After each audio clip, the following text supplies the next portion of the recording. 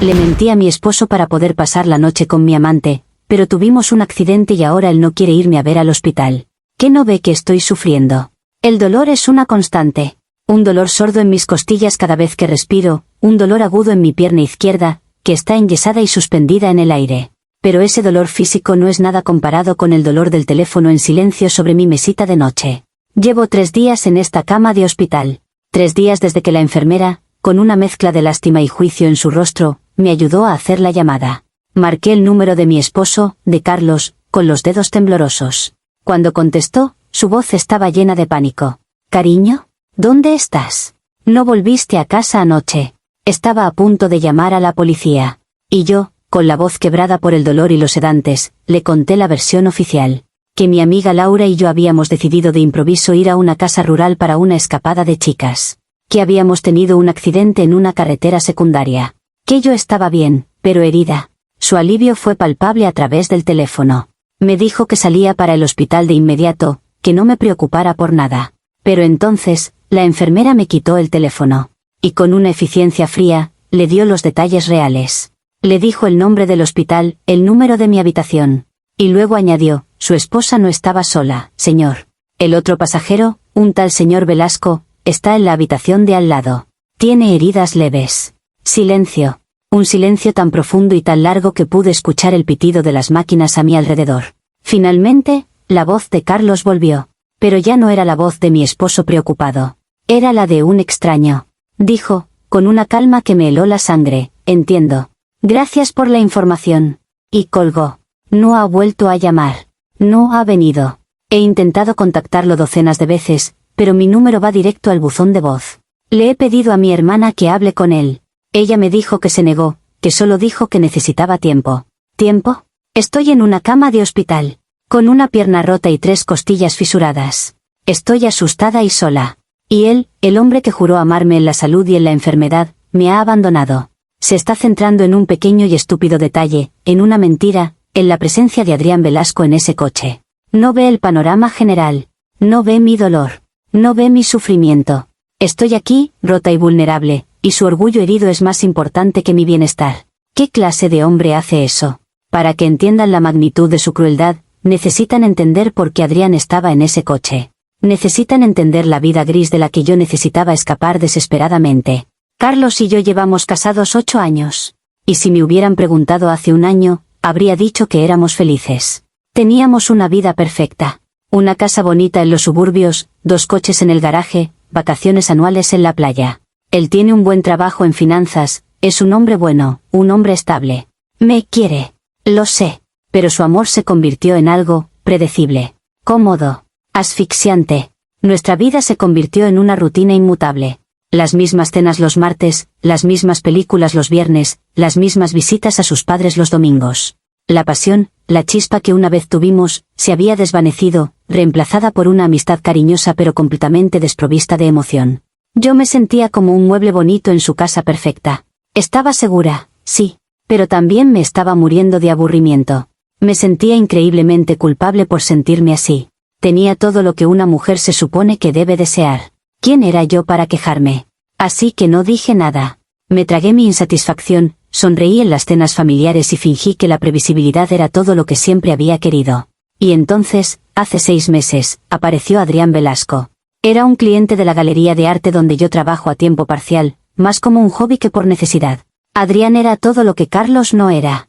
Era un artista, impulsivo, un poco peligroso.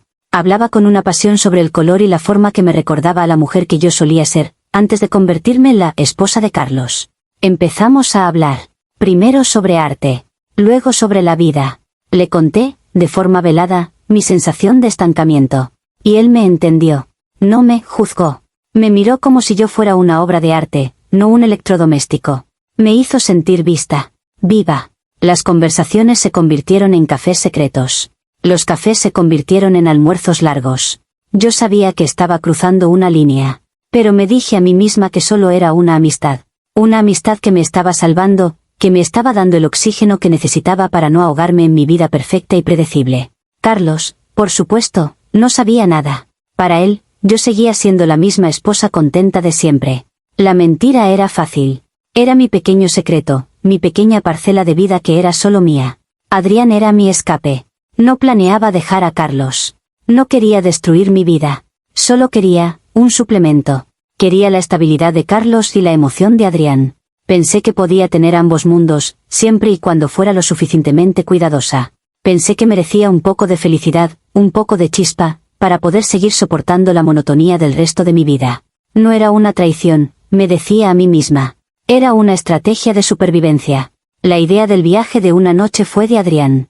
Me dijo que conocía una casa rural increíble, a unas 2 horas de la ciudad. Un lugar aislado, con una chimenea, sin cobertura de teléfono. Un lugar donde podríamos ser solo nosotros, sin el miedo a ser descubiertos. Mi primera reacción fue el pánico. Era un riesgo enorme. Una cosa eran los almuerzos secretos en la ciudad, y otra muy distinta desaparecer durante una noche entera. Pero la idea se instaló en mi mente y empezó a crecer. La imagen de esa noche, de la pasión, de la aventura, era demasiado tentadora. Era el antídoto definitivo para mi vida gris. Sería una noche.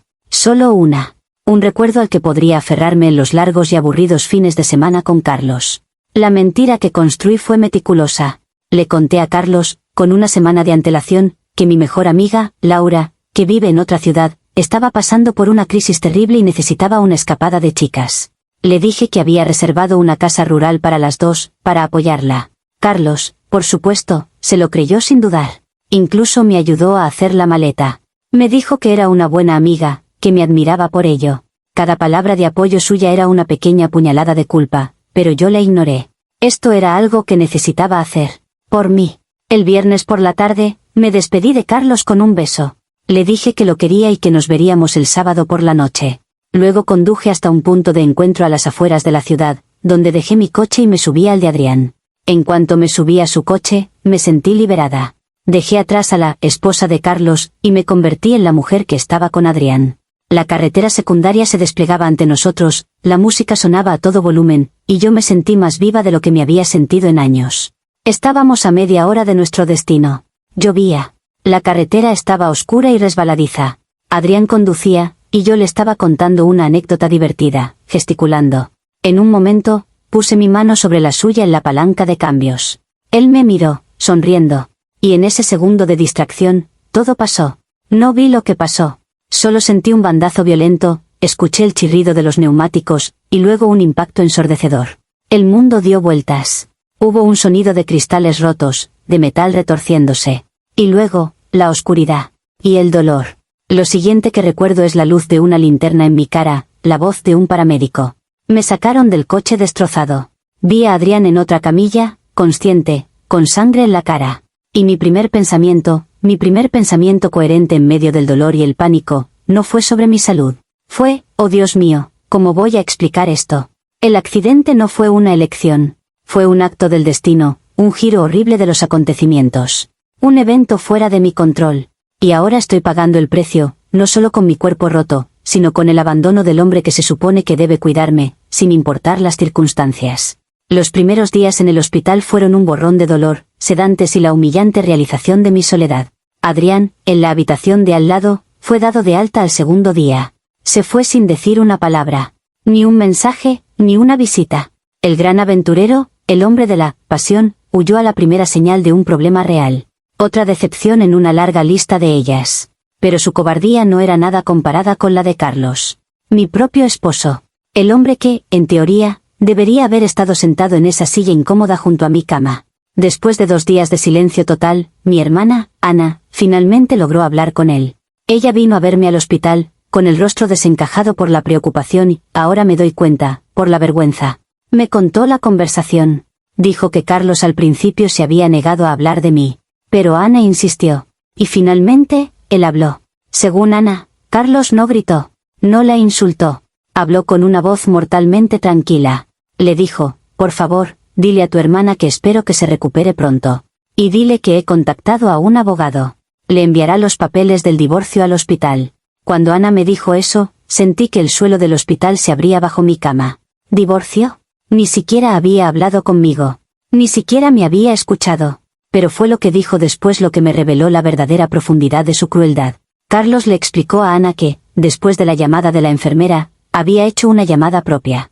A mi mejor amiga, Laura, la de la coartada. Y, por supuesto, Laura, que no sabía nada, le dijo la verdad, que no habían hablado en semanas y que no tenían ningún plan de ir a una casa rural. Carlos le dijo a Ana, no es la infidelidad lo que no puedo perdonar. Es la mentira. Es el nivel de premeditación. Me miró a los ojos, me besó, me dejó ayudarla a hacer una maleta para una mentira elaborada. Construyó una historia completa para engañarme. Y entonces, el descubrimiento. La revelación que lo cambió todo. Ana me dijo, con la voz temblorosa, que Carlos había ido al lugar del accidente. La policía se lo había permitido. Y había visto el coche. Y había visto lo que había dentro. No solo mi maleta de fin de semana, sino también una pequeña bolsa de lencería que le había regalado yo para nuestro aniversario. Una bolsa que yo le había dicho que estaba guardando para una ocasión especial. Él vio eso, me dijo Ana. Y dijo que en ese momento se dio cuenta de que no solo le habías mentido sobre dónde ibas, sino sobre por qué ibas. Fue como si le hubieras restregado la traición en la cara. Escuché las palabras de Ana, y por primera vez, sentí una ola de frío que no tenía nada que ver con el aire acondicionado del hospital. La lógica de mi situación se derrumbó.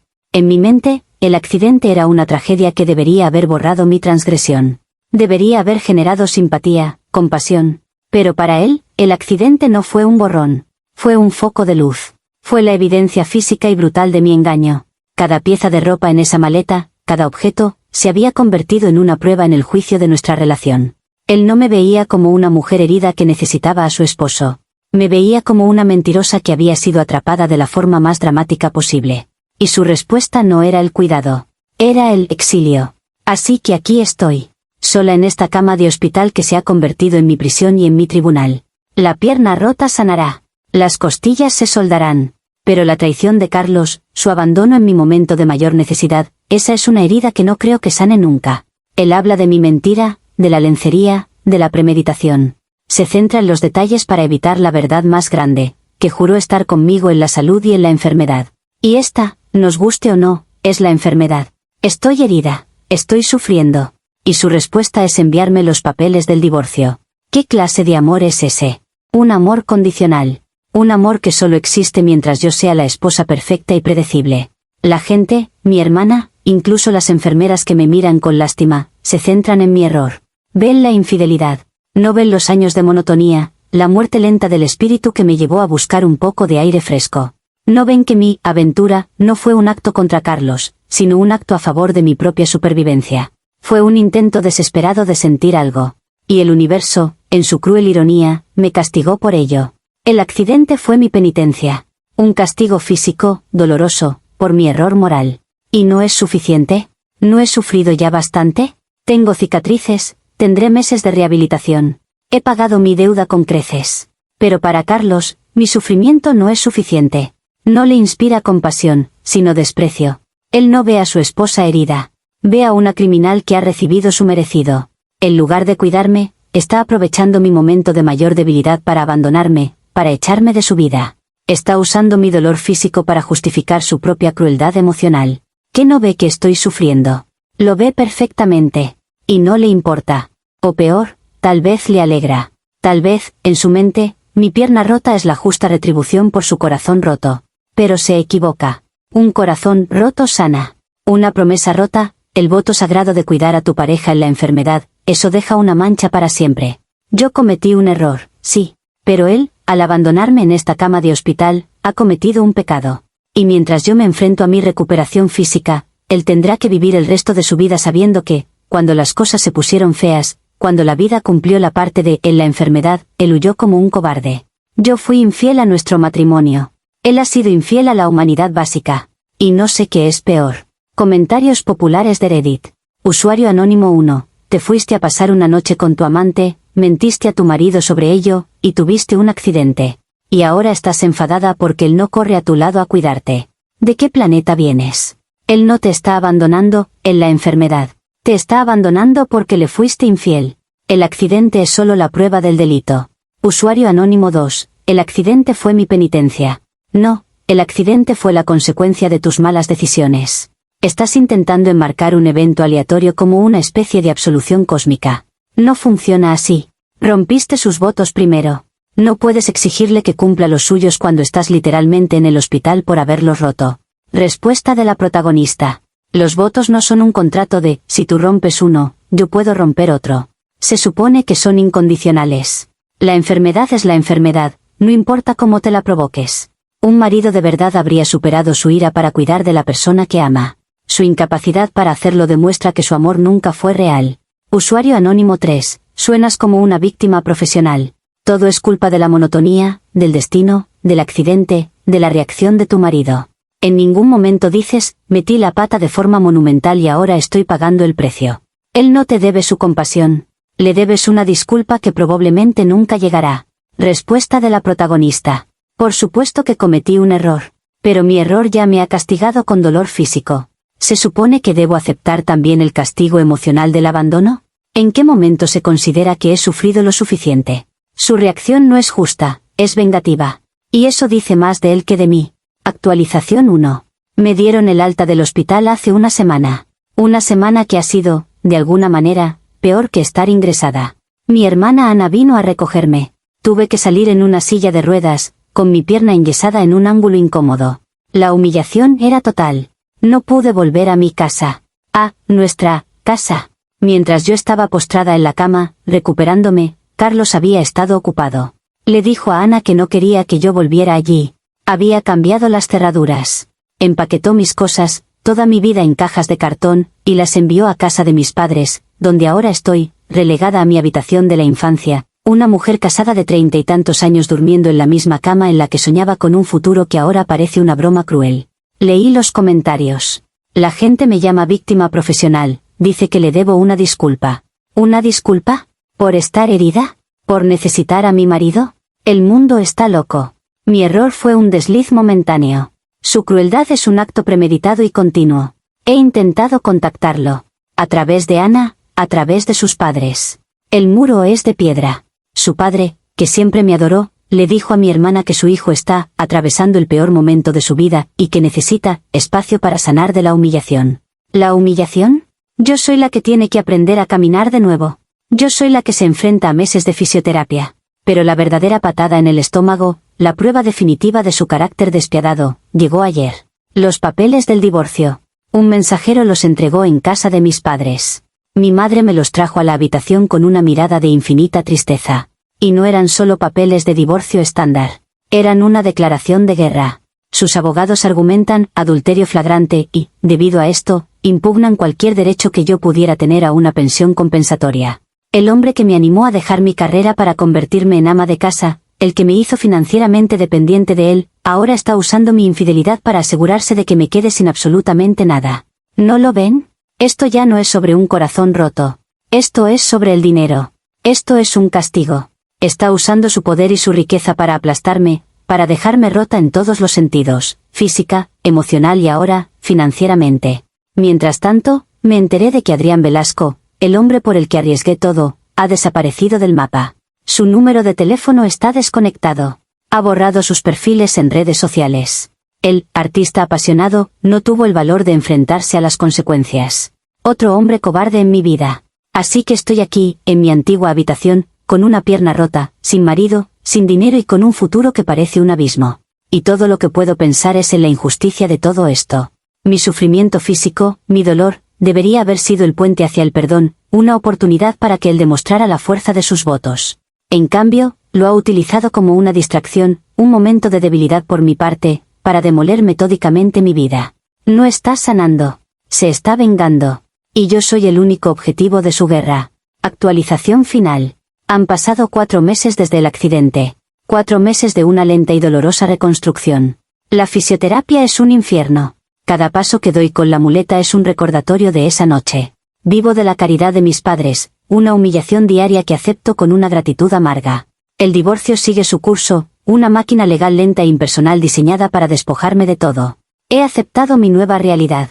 He aceptado que Carlos me odia, que el mundo me ve como la villana. He dejado de luchar, he dejado de intentar explicar mi punto de vista.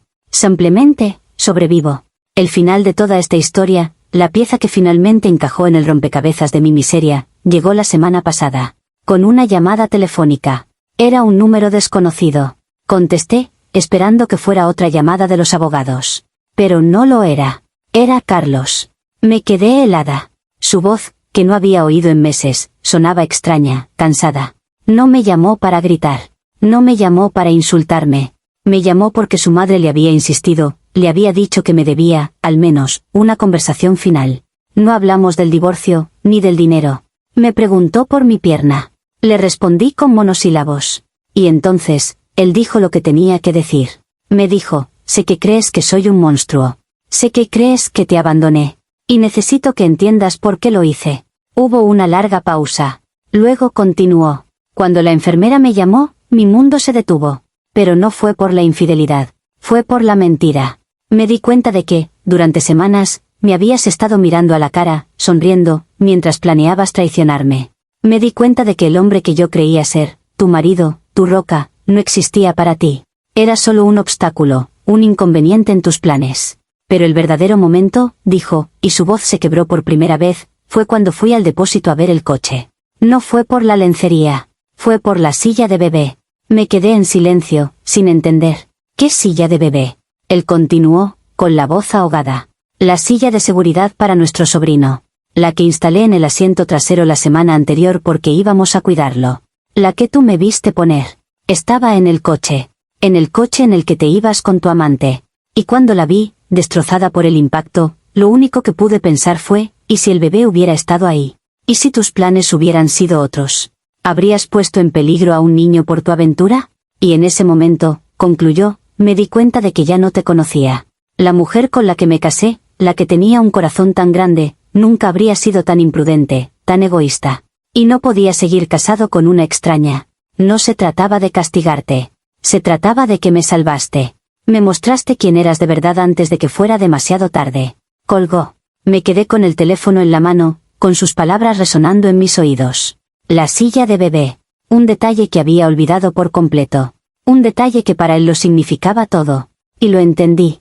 Entendí su narrativa. En su historia, él no es el marido cruel que abandona a su esposa herida. Es el héroe que escapó de una mujer peligrosa e imprudente. Mi sufrimiento, mi pierna rota, mi dolor, nada de eso importa en su versión. Son solo detalles menores en la historia de su gran escape. Él no ve mi dolor. Ve su propia suerte. Así que este es el final. Estoy marcada, no solo con las cicatrices físicas del accidente, sino con la etiqueta que él me ha puesto. La de la mujer egoísta, la extraña peligrosa. Y esa es una condena de la que no hay apelación. Mi sufrimiento nunca será reconocido, porque en la historia que él se cuenta a sí mismo para poder dormir por la noche, yo no soy la víctima. Soy el accidente del que tuvo la suerte de salir ileso. Y no hay nada más solitario que sufrir un dolor que nadie más está dispuesto a ver.